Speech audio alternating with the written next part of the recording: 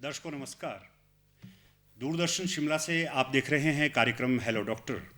आज के कार्यक्रम में हम महत्वपूर्ण चर्चा करने जा रहे हैं कोविड-19 के दौरान गैर संचारी रोगों का बचाव व निदान कैसे किया जा सकता है। और आप भी यदि इस कार्यक्रम में कुछ पूछना चाहते हैं, कोविड के बारे में किसी भी तरह की जानकारी लेना चाहते हैं, आप भी कार्यक्रम में जुड़ सकते हैं।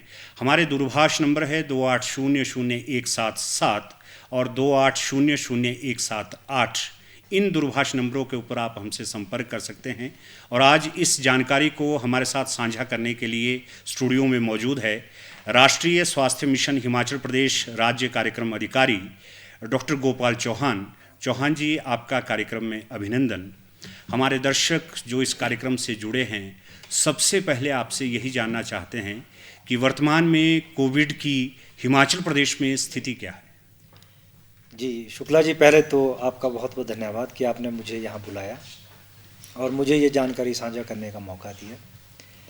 मैं ये मानता हूँ हम लगातार जो कोविड की स्थिति जो प्रदेश में है उसको लगातार उस पर नज़र बनाए रखे हुए हैं और अभी ये देखने में आ रहा है कि हिमाचल प्रदेश की स्थिति में सुधार हो रहा है। जहाँ तक रोगियों की संख्या है उसमें कमी आ रही है और हमारा जो ट्रीटमेंट जो आउटकम है वो बेहतर हो रहा है। और अब तो ये भी देखने में आ रहा है कि जो रोगियों की गंभीरता है उसमें भी थोड़ी कमी आ रही है, लेकिन अभी भी बहुत सारी सावधानी की ज़रूरत है, क्योंकि अगर हम थोड़ी सी भी ढील देते हैं तो हमारी पुरानी स्थिति दोबारा आ सकती है। हमें ये मानना चाहिए कि अभी जो नियंत्रण हम कर रहे हैं उसको हमने लगातार रखना है और जो फोकस है हमारे उसको बनाए रखना है और थोड़ा सा भी डेविएट नहीं होना है, क्योंकि ये स्थिति हम नहीं चाहते कि दोबारा गंभीरता की तरफ जाए। लेकिन ओवरऑल अगर देखा जाए तो प्रदेश की स्थिति जो बेहतर हो रही है। ओवरऑल देखा जाए तो प्रदेश की स्थिति बेहतर होती जा रही है, लेकिन ढिलाई की कोई भी हम लोगों को किसी भी तरह की ढिलाई नहीं रखनी है। चाहे मास्क हो, चाहे सैनिटाइजर हो, चाहे 2 गज की दूरी हो, सब चीज़ों का अभी भी हमको पालन करना है ताकि भविष्य में इस तरह की फिर से बीमारी का सामना हमको ना करना पड़े। चौहान जी, गैर संचारी रोगों से संक्रमित रोगों से प्रभावित व्यक्ति जो अन्य बीमारियों से संचरित हैं, उनके लिए विभाग की क्या योजनाएं हैं, उनके लिए क्या विभाग कर रहा है? जी शुक्ला जी, एक बहुत महत्वपूर्ण प्रश्न है। पहले तो हमें ये समझना चाहिए कि गैर संचारी रोग हैं क्या, क्योंकि ज़्यादातर लोग ये कहते हैं कि गैर संचारी रोग से जो ग्रसित लोग हैं उनके बारे में कैसे देखभाल की जाए, उनके लिए किस तरह की हम सुविधाएं प्रदान करें। लेकिन सबसे पहले जानना जरूरी है कि गैर संचारी रोग हैं क्या जी। ये वो रोग होते हैं जो एक से दूसरे को नहीं फैलते हैं। जैसे कोविड की अगर हम बात करें, ये एक संचारी रोग है। अगर एक व्यक्ति को कोविड हो जाता है तो बड़ी आसानी से दूसरे लोगों में फैल जाता है। टीबी की बीमारी की अगर बात करें तो उसको हम संचारी रोग कहते हैं, जो एक से दूसरे व्यक्ति को जल्दी से जा सकता है। गैर संचारी रोग वो होते हैं जो बीमारी एक व्यक्ति से दूसरे लोगों में नहीं जाती है। जैसे किसी को शुगर रोग हो गया, वो जनरली शुगर रोग जो होता है वो एक व्यक्ति को अगर होता है तो दूसरे व्यक्तियों में नहीं फैलता है। कैंसर अगर है, ब्लड प्रेशर की अगर बीमारी है, अगर किसी में सांस की बीमारी है जिसको हम दमा कहते हैं, ये इस तरह की बीमारियां होती हैं जो लंबे समय तक चलेंगी। पहली तो एक खासियत होती है इन बीमारियों की, और दूसरा ये कि एक से दूसरे व्यक्ति में नहीं फैलती हैं। अगर परिवार के किसी व्यक्ति को हो भी जाए तो दूसरे को ये नहीं होती हैं। और दूसरा जो आपका महत्वपूर्ण प्रश्न है कि इस बारे में सरकार क्या क्या कर रही है, हमने ये देखा है कि जो लोग इन बीमारियों से ग्रसित हैं, जिसको कि शुगर की बीमारी है, ज़्यादा ब्लड प्रेशर की बीमारी है, सांस की तकलीफ है किसी को, या कैंसर है किसी को, अगर उनमें कोविड हो जाता है तो उनमें जो मृत्यु दर है वो सामान्य लोगों की अपेक्षा बहुत ज़्यादा हो जाती है। इनको हम जनरली, आपने देखा होगा कि दूरदर्शन में भी, रेडियो में भी, कोमॉर्बिड एक टर्म होती है। कोमॉर्बिड वो लोग होते हैं जिनको पहले कोई ना कोई गैर संचारी रोग है। अगर उनमें कोविड हो जाता है तो उनको बहुत ज़्यादा गंभीर जो स्थिति में लैंड करना पड़ता है और कई बार मृत्यु भी हो जाती है। तो सरकार का ये प्रयास है कि जो इन बीमारियों से, गैर संचारी रोगों से जो ग्रसित व्यक्ति हैं, उनके लिए एक अच्छा प्रोटोकॉल बने, उनको किस तरह से देखा जाए। तो हमने ये जो स्कीम बनाई है प्रदेश सरकार ने, वो ये बनाई है कि जितने भी हमारे पास गैर संचारी रोगों से ग्रसित जो लोग हैं, चाहे वो डायबिटीज़ है, हाइपरटेंशन है, कैंसर के रोगी हैं, सांस की बीमारियों के रोगी हैं, उनकी हमने लिस्ट तैयार की है, उनकी हमने सूची तैयार की है। और वो सूची तैयार की है हमने घर घर जा कर के आशा जो हमारे वर्कर हैं। इस वक्त हमारे पास प्रदेश में वो सारी जानकारी है कि किस व्यक्ति को शुगर रोग है, किसका ब्लड प्रेशर ज़्यादा है, किसको कैंसर की बीमारी है, किसको सांस की बीमारी है। अब वो सूची हमारे पास है, उसके मुताबिक हम किस तरह से दवाइयों का वितरण करना है, कितने टाइम के बाद उनको चेक करना है, वो सारे निर्देश सरकार ने आशा वर्कर, हमारे डॉक्टर्स, हमारे डिस्ट्रिक्ट उनको दे दिए गए हैं। लेकिन फिर भी मैं मानता हूं कि जो निर्देश सरकार द्वारा दिए जाते हैं उनकी जो अनुपालना होती है ग्राउंड लेवल पे, वो कितनी अच्छी तरह से होती है वो हमें देखना होता है। अभी तक हमने ये देखा है कि गैर संचारी रोगों से जो ग्रसित लोग हैं उनकी मृत्यु दर अगर उनको कोविड हो जाता है तो प्रदेश में इतनी बुरी नहीं है जितनी बाकी जगहों पे है। इसका हमने एनालिसिस किया है। लेकिन फिर भी मैं ये मानता हूँ कि स्थिति बहुत गंभीर है, हमें कहीं भी ढिलाई नहीं देनी है, हमें लाइटली नहीं लेना है कि प्रदेश की स्थिति में कहीं भी सुधार हो रहा है। हमें बहुत ज़्यादा फोकस देने की ज़रूरत है और ख़ास तौर पर उन लोगों पर जिनको गैर संचारी रोग हैं, उनको घर घर जा कर के आशा वर्कर को बार बार देखना पड़ेगा। और उनके लिए हमने बाकी भी सुविधाएं रखी है। ऑनलाइन हमारा एक ई-संजीवनी पोर्टल है, घर बैठे वो फ़ोन लगा सकते हैं और एक रजिस्टर्ड कर सकते हैं पोर्टल के थ्रू, और डॉक्टर से टाइम भी ले सकते हैं, उनके साथ बात भी कर सकते हैं। दूसरा हमारा एक टोल फ्री नंबर है 104, उसमें वो फ़ोन कर सकते हैं, वहाँ डॉक्टरों से सलाह ले सकते हैं कि ये मुझे डायबिटीज़ है, मैं 15 दिन से दवाई ले रहा हूँ, नहीं ले रहा हूँ, क्यों दवाई नहीं ले रहा हूँ, मुझे दवाई नहीं मिल रही है, क्यों नहीं मिल रही है, मुझे क्या करना चाहिए। वो सारी की सारी सुविधाएं वहाँ पे हैं। लेकिन मैं मानता हूँ कि लोगों को खुद भी सजग रहना पड़ेगा, क्योंकि अभी जो हॉस्पिटलों में जाने की दर है कहीं ना कहीं मरीजों की घटी है, क्योंकि उनको डर लग रहा है कि मुझे कहीं कोविड का इन्फेक्शन ना हो। लेकिन सरकार का पूरा प्रयास है, हमारा पूरा जो स्वास्थ्य का तंत्र है उसको मॉनिटर भी कर रहा है, और हम कोशिश कर रहे हैं कि हमारा कोई भी व्यक्ति बिना दवाई के ना रहें, बिना मॉनिटरिंग के ना रहें। चाहे हमें घर जाकर के भी ब्लड प्रेशर की जांच करनी पड़े, शुगर की जांच करनी पड़े, तो हम वो सुविधाएं उनको मुहैया कराएंगे। डॉक्टर गोपाल, कोविड-19 के दौरान जो लोग बीमारियों से ग्रसित थे उन लोगों को बहुत परेशानी हुई है, ना वो लोग हॉस्पिटल पहुंच सकते हैं। लेकिन आपके विभाग ने बहुत अच्छी सुविधा, आपने जैसे बताया, टोल फ्री नंबर पर वो आपसे परामर्श ले सकते हैं। लेकिन किडनी के बहुत से ऐसे लोग हैं जिनको डायलिसिस की आवश्यकता रहती है। प्रदेश में कहाँ कहाँ आप लोग डायलिसिस की सुविधा बीमारों को मुहैया करवा रहे हैं? जी शुक्ला जी, ये भी एक बहुत ही महत्वपूर्ण प्रश्न है, क्योंकि ये देखा गया है कि जिन लोगों को किडनी की बीमारी है उनकी मृत्यु दर बहुत ज़्यादा है अगर उनको कोविड हो जाता है।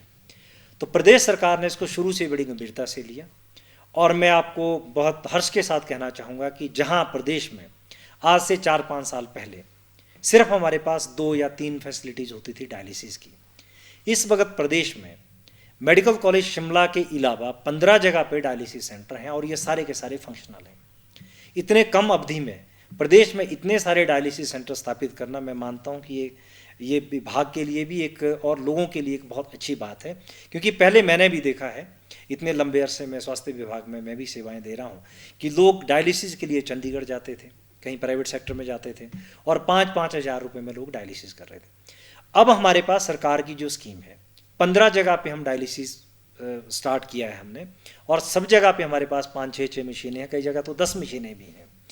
और वहाँ पर जो शुल्क है वो बीपीएल वालों से तो कोई पैसा नहीं लिया जाता, उनके लिए फ्री है ये सुविधा। और जो एपीएल के लोग होते हैं उनका अगर तो हिम केयर कार्ड बना है तो उनको फ्री में सुविधा है। अगर किसी का हिम केयर कार्ड नहीं बना है उससे हम 1300-1400 रुपये का एक नामात्र का एक छोटा सा एक शुल्क लेते हैं। जबकि अगर प्राइवेट सेक्टर में आप जाते हैं तो डायलिसिस की सुविधा 5-6 हज़ार रुपये में मिलती हैं। तो मुझे ये लगता है कि प्रदेश में इस वक्त डायलिसिस की सुविधाएं अच्छी हैं, लेकिन लोगों को थोड़ा बहुत ये है कि जब कोई सरकार की कोई स्कीम होती है उसकी जानकारी कई बार लोगों को नहीं होती है। तो आपके जो स्टूडियो के माध्यम से भी, दूरदर्शन के माध्यम से भी हम ये बताना चाहेंगे कि आपका जो जिला अस्पताल है वहाँ पर लाहौल स्पीति और किन्नौर को छोड़ करके सब जगह डायलिसिस की सुविधा है। उसके बावजूद अतिरिक्त हमारे पास नेरचौक में सुविधा उपलब्ध है, हमारे पास सुंदरनगर में सुविधा उपलब्ध है जो सिविल हॉस्पिटल है, हमारे पास पौंटा साहिब में सुविधा है, हमारे पास पालमपुर में भी ये सुविधा है। तो इस वक्त टोटल मेडिकल कॉलेज शिमला के अतिरिक्त हमारे पास 15 ऐसे संस्थान हैं, 15 ऐसी जगह हैं जहाँ पर डायलिसिस की सुविधा हमारे पास उपलब्ध है। और उसके परिणाम भी आए हैं। कई बार ऐसा होता है कोविड जिस आदमी को है उसको डायलिसिस कराने में अगर असुविधा होती है तो हमने उनका एक लिंकेज तैयार किया है कि अगर मान लो कोई पालमपुर में कोई मरीज आता है और हमें पता चलता है कि उसको कोविड भी है और उसको डायलिसिस करवाना पड़ता है, इमरजेंसी में तो पालमपुर में भी डायलिसिस होगा, लेकिन रूटीन के डायलिसिस के हमने लिंक कर दिया धर्मशाला को उसके साथ, कि धर्मशाला एक ऐसा सेंटर है कि अगर जिले के आसपास के कोई भी मरीज हैं, अगर वो कोविड पॉजिटिव है और उनको डायलिसिस की सुविधा चाहिए तो उनका हम धर्मशाला में कराते हैं। तो अभी तक इसमें मुझे लगता है काफ़ी सफलता मिली है, लेकिन मैं फिर भी मानता हूं कि लोगों को जागरूक भी करना पड़ेगा और हमारी भी कोशिश रहेगी, और मैं मानता हूं लोगों को भी हमें बताना चाहिए, चाहे कोई भी, हम उसको अगर कोई लोग हमें बताते हैं कि वहाँ लोगों को सुविधा नहीं मिली, हमें उससे खुशी होती है कि हम सुविधा दे सकते हैं बेहतर। हम उसको ये नहीं मानते कि हमें किसी लोगों ने शिकायत करी है। हमारे पास बहुत सारी कंप्लेंट्स भी आती हैं, कई बार डायलिसिस लेट हो जाता है, हम एकदम उस पर एक्शन लेते हैं, क्योंकि अभी ये डायलिसिस हमारे पीपीपी मोड में चले हैं, उसको हम कंटिन्यूसली मॉनिटर कर रहे हैं। लेकिन मैं मानता हूं कि अगर कहीं कोई कमी है उसको विभाग के समक्ष लाएं, हम उसका निदान करने के लिए हमेशा तत्पर हैं। हिमाचल प्रदेश का स्वास्थ्य विभाग आप लोगों की सेवा के लिए बिल्कुल तत्पर है, हर स्थिति पर नज़र है, आपको जो भी सुविधा चाहिए आपको देने के लिए बिल्कुल तत्पर है। लेकिन हम लोगों को भी जागरूक होना पड़ेगा। समाज के जो अग्रणी लोग हैं उनको अपने क्षेत्र की जो भी समस्याएं हैं उनको डॉक्टर साहिबान तक पहुंचाना पड़ेगा, जिससे आपको भी समय रहते सुविधा मिल सके। डॉक्टर गोपाल, कैंसर के जो रोगी हैं उनको कीमियोथेरेपी की आवश्यकता रहती है, कोविड के दौरान वो लोग भी बहुत प्रभावित हुए हैं, उन लोगों को आप कैसे मैनेज कर रहे हैं? शुक्ला जी, एक दूसरा बहुत ही महत्वपूर्ण प्रश्न है। हमने डायलिसिस की बात की, अब कैंसर पर आते हैं। कैंसर में क्या होता है कि हमारे बहुत सारे रोगी कीमोथेरेपी पर हैं, जिनको या तो चंडीगढ़ से कीमोथेरेपी लिखी है, या मेडिकल कॉलेज शिमला ने लिखी है, या उनको चंबा से लिखी गई है, या उनको टांडा मेडिकल कॉलेज से कीमोथेरेपी लिखी है, जहाँ पर हमारे पास कैंसर के विशेषज्ञ हैं। अब हुआ क्या, जब कोविड शुरू में आया तो हमें भी थोड़ा सा टाइम लगा, और जो टाइम लगा वो लगा कि हम उसको कैसे सेटल करें। तो खुशी की बात यह है कि इस वक्त प्रदेश में 7 ऐसे संस्थान हैं जो मेडिकल कॉलेज के अलावा हैं, जिसमें हमारा रामपुर हॉस्पिटल भी है, हमारे पास धर्मशाला जेडएच है, हमारे पास बिलासपुर अस्पताल भी हैं, हमारे पास नाहन भी है, जहां पर कीमोथेरेपी की सुविधा दी जाती है। वो लोग वहां पे हमने उनको ट्रेन किया, बॉम्बे से भी ट्रेन किया, हमने उज्जैन से भी ट्रेन किया है, और उनका सुपरविजन जो है वो हमारे एग्जिस्टिंग मेडिकल कॉलेज कर रहे हैं। जैसे शिमला का एरिया है, जैसे सोलन में अगर कीमोथेरेपी किसी को दी जा रही है तो मॉनिटरिंग शिमला से होती है। मैं आपको और साधारण शब्दों में कहूँ, मान लो कि कोई सोलन का मरीज है, उसको शिमला से ट्रीटमेंट चल रहा है, कीमोथेरेपी उसको शिमला से लिखी है। अब पहली कीमोथेरेपी शिमला में लग गई, उसके बाद की कीमोथेरेपी उसको सोलन में लगती है। सोलन में अगर डॉक्टर को दिक्कत आती है तो शिमला से संपर्क करते हैं। हमने इसके जोन्स बनाए हैं। मंडी वालों को हमारा एक जगह से कंसल्टेशन होती है, धर्मशाला हमारा दूसरा नोडल एजेंसी है, जो टांडा हमारा उनको हेल्प करता है, तीसरा हमारा शिमला हेल्प करता है। तो इस वक्त पिछले वर्ष अगर हम आंकलन करें तो जो कीमोथेरेपी हमने डिस्ट्रिक्ट लेवल में और सब डिस्ट्रिक्ट लेवल में दी है, अभी तक ये प्रयास हमारा काफ़ी सफल रहा है। आपका प्रयास सफल रहा है, और हमारे जितने भी ऐसे लोग हैं जो किसी भी बीमारी से ग्रसित हैं, जो कोविड के दौरान और अधिक घबरा गए थे, उनको घबराने की आवश्यकता नहीं है, क्योंकि प्रदेश का स्वास्थ्य विभाग हर तरह से आप लोगों को सुविधा देने के लिए वचनबद्ध है और सुविधा दे भी रहा है। आप इस कार्यक्रम में कोई प्रश्न पूछना चाहते हैं, कोई जानकारी लेना चाहते हैं, 28000177 और 28000178 पर संपर्क कर सकते हैं। आज हमारे बीच पधारे हैं राष्ट्रीय स्वास्थ्य मिशन हिमाचल प्रदेश से राज्य कार्यक्रम अधिकारी डॉक्टर गोपाल चौहान। चौहान जी, बीपी के मरीज, शुगर के मरीज, ऐसा सुनने में आ रहा है कि कोविड ऐसे लोगों को ज़्यादा प्रभावित करता है। इन लोगों की देखरेख आपका विभाग कैसे कर रहा है जो पहले से ही शुगर या बीपी के पेशेंट हैं? जी शुक्ला जी, इस वक्त अगर प्रदेश में देखा जाए, हमारा एक बहुत बड़ा एक सर्विलेंस चला हुआ है। हम खोज रहे हैं लोगों को कि किसको बीपी की प्रॉब्लम है, किसको शुगर की प्रॉब्लम है। आपने ये भी सुना होगा कि हिमाचल प्रदेश ने एक एक्टिव केस फाइंडिंग कैंपेन किया है, जिसमें कि आशा वर्कर ने घर घर जाकर के लोगों से जानकारी जुटाई। उसमें हम क्या करते हैं कि हमारे पास आशा वर्कर को हम एक फॉर्म देते हैं, उस फॉर्म में कुछ प्रश्न होते हैं। मान लो कोई किसी गाँव में कोई मिस्टर एक्स है, उनसे पूछा जाएगा कि आप स्मोकिंग तो नहीं करते हैं, आपके घर में कोई दूसरा स्मोकिंग तो नहीं करता, घर में कोई टीबी का मरीज तो नहीं है, घर में कोई बीपी का मरीज तो नहीं है, आप स्वयं कहीं बीपी की दवाई तो नहीं खाते, आपको घबराहट तो नहीं होती है, बेचैनी तो नहीं होती है। उसमें 25 प्रश्न हैं, और उन 25 प्रश्नों के उत्तर जब हमारे पास आते हैं तो हमें कुछ ना कुछ आइडिया हो जाता है कि इनको क्या दिक्कत है। अगर किसी ने बता दिया कि मैं ऑलरेडी बीपी का मरीज हूँ या मेरे घर में कोई बीपी का मरीज है, तो उनकी हम एकदम जांच दोबारा कराते हैं कि इस वक्त उनके बीपी के लेवल क्या है। और देखिए इसमें 2 तरह की सुविधाएं हम दे रहे हैं। एक तो ये है कि जो रोगी है उनको हमने आशा वर्कर और हमारे जो हेल्थ वर्कर हैं, हालांकि आपको ये भी मालूम होगा कि हेल्थ वर्कर का जो एरिया होता है वो काफ़ी बड़ा होता है। कई बार हमारे पास जियोग्राफिकल बैरियर भी होते हैं, कोई सबके पास नहीं पहुंच पाते, लेकिन आशा वर्कर हमारी लोकल लेवल पर होती है, वो सबके पास पहुंच पाती है और हमारे पास वो आंकड़े इकट्ठे करके लाती हैं कि ये बीपी के मरीज हैं, शुगर के मरीज हैं। अब हमने उसके लिए एक और मैकेनिज्म तैयार किया है कि हमारा प्रयास ये है कि हम कम से कम जो हमारे गैर संचारी रोगों के मरीज हैं, खासतौर पर जो ब्लड प्रेशर और शुगर के मरीज हैं, उनको हम 1 महीने की दवाई एडवांस में उनके घर तक पहुंचाएं। और कई जगह मैंने जो थोड़ा बहुत जानकारी हासिल की है, जैसे मंडी का हमारा एरिया है, करसोग का हमारा एरिया है, वहाँ पर वो दवाई सुविधा उनको पहुँचाई भी गई है। लेकिन फिर भी मैं मानता हूँ कि देखिए विभाग का प्रयास है कि सभी लोगों तक दवाई पहुँचे, लेकिन अगर किसी तक नहीं भी पहुँचती है तो ये ना माने कि विभाग का उसमें प्रयास नहीं है। वो भी अपने जो डॉक्टर होते हैं, चाहे फ़ोन पर उनसे संपर्क करें, चाहे बीएमओ साहब से संपर्क करें, चाहे हमारे 104 हेल्पलाइन के थ्रू संपर्क करें।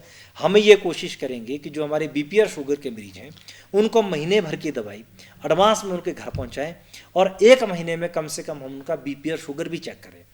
अगर वो आ सकते हैं हमारे संस्थान तक, जो हमारा प्रोटोकॉल होता है कि वो डिस्टेंसिंग वहाँ पे रखें, मास्क पहन करके वहाँ आएँ, वहाँ शुगर भी चेक करा सकते हैं, वहाँ बीपी भी चेक करा सकते हैं। लेकिन अगर किसी वजह से वो नहीं आ सकते हैं, मान लो बेड रिडन पेशेंट है, मूव नहीं कर सकते, तो हमारा प्रयास है कि हम उनके घर में भी उनकी जाँच करवा सकते हैं। लेकिन प्रयास हमारा टोटल है। मैं ये मानता हूँ कि प्रदेश में इस वक्त लगभग 1 लाख के मरीज के करीब मरीज हैं जिनको हाई ब्लड शुगर है और हमारे पास 1.5 लाख के करीब मरीज हैं जिनका हाई ब्लड प्रेशर है। तो हम ये मानते हैं कि जो हमारे 8,000 से ज़्यादा हमारे पास जो आशा वर्कर हैं, 2,000 से ज़्यादा हमारे पास जो हेल्थ वर्कर्स हैं, हमारे पास लगभग 1,000 के आसपास हमारे कम्युनिटी हेल्थ ऑफिसर्स हैं, हमारे पास एक बहुत बड़ी फोर्स है। हम उनको कंट्रोल कर सकते हैं, उनको हम दवाइयाँ मुहैया करा सकते हैं। लेकिन फिर भी मैं मानता हूँ कि जहाँ थोड़ी बहुत जो कमियाँ रहेंगी उनको हमें अच्छी बारीकी से देखना पड़ेगा। उसमें हमें पैनिक नहीं होना पड़ेगा कि मुझे सुविधा नहीं मिली, मैं छूट तो नहीं कहीं रहा हूँ। हमारा एक सिस्टम है, उस सिस्टम के थ्रू आने की कोशिश करें और हम सबको कैच करने की कोशिश करेंगे। और प्रयास ये है कि हम उनको घर में सुविधा मुहैया कराएं और अगर कोई अस्पताल में आ सकते हैं तो वो उनको भी हम वेलकम करते हैं कि प्रोटोकॉल को फॉलो करें, क्योंकि कुछ टेस्ट ऐसे होते हैं जिनको हम वहाँ पर घर तक नहीं पहुँचा सकते हैं। लेकिन फिर भी प्रयास है और इस प्रयास में अभी तक सफलता भी मिली है। क्योंकि देखिए कोविड एक नई सिचुएशन है, इसके लिए 5 साल पहले 2 साल पहले हम तैयार नहीं थे। किसी को मालूम नहीं था कि इस तरह की स्थिति है, एक युद्ध की स्थिति है, एक डिजास्टर है एक तरह से। इसको जैसे मिटिगेट करना होगा सिचुएशनल लेवल पे, लोगों के जानकारी दे करके, लोगों के सलाह से। इसमें अकेला विभाग भी कुछ नहीं कर सकता, हमें इसमें एडमिनिस्ट्रेशन की बहुत सारी मदद की ज़रूरत है, पंचायती राज संस्थाओं की बहुत सारी ज़रूरत है, एजुकेशन की हमारे पास बहुत सारी है, मीडिया की बहुत सारी हमें इसमें सहायता की ज़रूरत है। लेकिन अभी तक जो हमें लगता है कि हम इसको कंट्रोल करने में सफल हुए। सब तरह के क्रियाकलाप स्वास्थ्य विभाग के द्वारा किए जा रहे हैं, लेकिन हम लोगों को भी जागरूक होना पड़ेगा।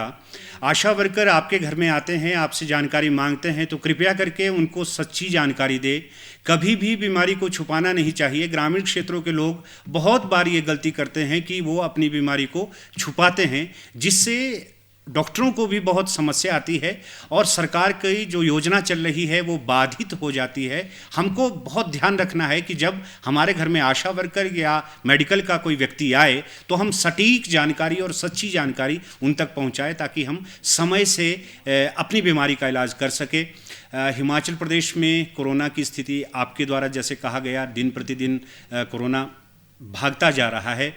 क्या अंदेशा है, कब तक कोरोना से हम बिल्कुल सुरक्षित हो जाए? शुक्ला जी, ये एक यक्ष प्रश्न है। अभी तक हम भी रिसर्च कर रहे हैं, हम भी जानकारी जुटा रहे हैं। अभी तक हमने इसका एक तरह से जो वेव की आप बात करते हैं, एक सेकंड वेव को हम एनकाउंटर कर रहे हैं इस वक्त।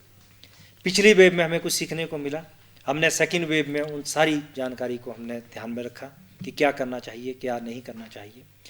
अब बात हो रही है कि थर्ड वेव की प्रिपरेशन की। सरकारी लेवल पर ये प्रयास है कि तीसरी वेव को हम अच्छी तरह से टैकल कर सकें, क्योंकि तब तक हमारी इम्यूनाइजेशन काफ़ी अच्छी हो जाएगी, तब तक लोगों को जागरूकता अच्छी हो जाएगी, हमारे हॉस्पिटलों की जो स्थिति है वो और भी बेहतर हो जाएगी। वहाँ पर जो ऑक्सीजन की अगर सुविधा की बात करें आप, वेंटिलेटर की सुविधाएं की बात करें आप, वो और बेहतर हो जाएंगी। मुझे लगता है कि हम प्रिपेयर्ड हैं, लेकिन फिर भी मुझे ये लगता है कि ये जो कोविड है ये सरकारी प्रयासों से उतना कंट्रोल नहीं होगा जितना ये कम्युनिटी के प्रयासों से होगा। आम जनमानस जो है उनको ध्यान देना होगा, क्योंकि एक एक व्यक्ति के ऊपर सर्विलेंस नहीं हो सकता। ये समस्या ये है कि जब हमें कोई बुद्धिमान व्यक्ति भी कहते हैं कि जब आपका दुश्मन अदृश्य हो तो खुद को छुपाने में है आपको भलाई है। हमें दिखता नहीं है वायरस कैसे ट्रांसमिट हो रहा है, कब हो गया कब नहीं हो गया, ये दिखता नहीं है, लेकिन साइंस कहती है कि 3-4 तरह से एक दूसरे को ट्रांसमिट हो सकता है। हमें ये मानना है कि हम वायरस को स्प्रेड ना करें। अगर किसी को कोई बीमारी है वो अपनी बीमारी को छुपाए ना। आपने बहुत अच्छी बात कही, अब जांच कराएं, टेस्ट की सुविधा सरकार मुफ्त कर रही है। अब मैं बताना चाहूँगा कि हिमाचल में लगभग 22 लाख के करीब टेस्ट हो चुके हैं जो कि फ्री में हुए हैं। उसमें से लगभग 2 लाख के करीब हमारे मरीज पॉजिटिव हुए हैं। डेथ का जहाँ तक आंकड़ा है हमारे पास लगभग 3300 के करीब डेथ हुई है। हम नहीं चाहते कि किसी की भी डेथ हो कोविड से, कोविड क्या किसी और बीमारी से भी ना हो, बिकॉज हमारा जो ध्येय है, जो हमारी शपथ होती है वो होती है कि हमने लाइफ को प्रोलॉन्ग करना है और इमेच्योर डेथ किसी की ना हो। और दूसरा साइमल्टेनियसली अगर आप वैक्सीनेशन की बात करें, ये भी आंकड़ा हमारा 22 लाख के आसपास है। तो सेकेंड डोज का जो आंकड़ा है वो भी हमारा 5 लाख को टच कर रहा है। वैक्सीनेशन में हम अच्छा मूव कर रहे हैं, हॉस्पिटल की हमारी सुविधाएं अच्छी हो रही हैं, लेकिन ये प्रयास भी नाकाफ़ी हो जाएंगे अगर जनता हमारा सहयोग नहीं देगी। स्वास्थ्य विभाग पुरजोर कोशिश कर रहा है कि कोई भी व्यक्ति बीमार ना हो, कोई भी किसी भी बीमारी से ग्रसित ना हो, कोविड किसी को छू ना पाए, लेकिन इनकी अपेक्षा है कि आम जनमानस की बहुत सहभागिता की आवश्यकता है।